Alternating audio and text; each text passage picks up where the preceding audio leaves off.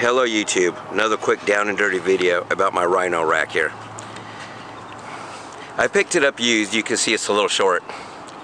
The gentleman had this mounted on a Wrangler, pulled it off his Wrangler and put it on his Gladiator. When he did, he cut it down a lot shorter. It's about 50 inches or 52 inches long compared to whatever the original one was. But that works out good for me because I don't have the backbone system. It's just mounted on the rain gutters, and you can see if it hung all the way over, no support, whatever. This is what I wanted to talk to you about. The reason I purchased this is because we use this vehicle for vacations, and I used my previous one for vacations, and mostly what I put up here is duffel bags. Maybe a little, not a rooftop tent, just maybe a little pop-up tent or some yard chairs or something. Nothing heavy at all. So mounting it to the gutters is no problem at all. I mean, it is stable,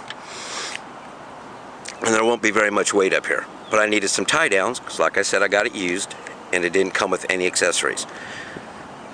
It is missing. I'll talk about this. It is missing this little piece right here. He had a rooftop tent up here, and that's where he had that mounted, and he couldn't find the little piece. So I mounted one of these to that hole on each side, and that works out fine.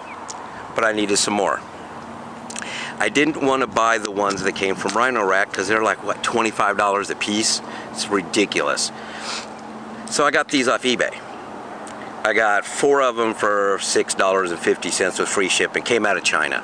There's a bunch of sellers on eBay selling them. They say they're compatible and work with the Rhino-Rack, the Safari rack system with the T-slots. Because I like these flat racks. I don't like the baskets.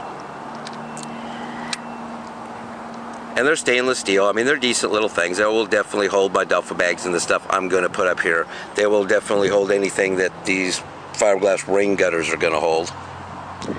But the problem was, let me get one of them. I'm doing this looking through the camera. When you slide them in, the steel piece on the bottom is too small. Now when you tighten and turn it, it will hold in there. But I just didn't like that. If it loosened up for some reason, it's just going to pop out. So, what we did, because I bought 2 sets of these things, about 8 of them, put a little washer on the top. Sorry, put a little washer on it, the washer goes on the bottom. Then when you tighten it up, that square piece gets jammed in there and turned, so you don't have to have a bolt on it, but that washer holds it in. It won't come out when it's loose. And I thought this might help some people out if you don't want to spend a whole bunch of money on the Rhino ones. And I know I have people that call me cheap or say don't be poor. Cheap parts are expensive. I'm not poor. I am cheap.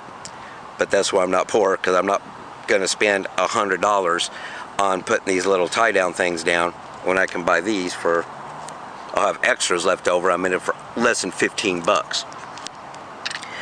And the little holes that are in here already, those things work perfect. Just got a little nut on the bottom of it and a washer. You know, it's got the nylon in it, so they don't back out on you on the nut. And those are going to stay on there, one on each side. And that's probably all I really need. But I have the rest of the sets. Got a whole bunch of them here. But for anybody that is looking for something to put these little T-slots on your Rhino-Rack, these eBay ones do work great.